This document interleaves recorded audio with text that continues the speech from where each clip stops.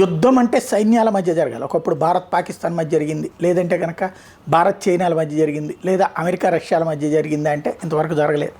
But జపాన్కి వీళ్ళకి జరిగినటువంటి మాట అయితే వాస్తవం. కాకపోతే ఇప్పుడు రష్యాకి సంబంధించినటువంటి కీలకమైనటువంటి వ్యవహారం ఒకటి సంచలనం సృష్టిస్తుంది. ఏంటయ్యా అంటే, ఇప్పటికే రష్యా ఉక్రెయిన్ యుద్ధంలో వ్యాగనార్ అనే ఒక దాన్ని ఏమంటారు ఉగ్రవాద భావజాలం కలిగినటువంటి వాళ్ళని వాడారు ఫస్ట్.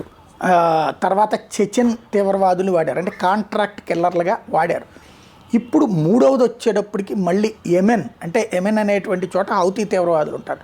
ఆ యెమెన్కి సంబంధించినటువంటి వాళ్ళు తాజాగా మరొకసారి వాడటం అన్నది, అంటే యెమెన్ వాళ్ళకి ఇప్పుడు కాంట్రాక్ట్ ఇస్తున్నారు అక్కడ. ఏది రష్యా అధ్యక్షుడు పుతిన్ తన సైన్యం తన మాట వెంటలేదు, చాలామంది ఎదురు తిరుగుతున్నారు. అలాగని బహిరంగంగా అది ప్రచారం జరగనివ్వకుండా జాగ్రత్త పడుతోంది రష్యా.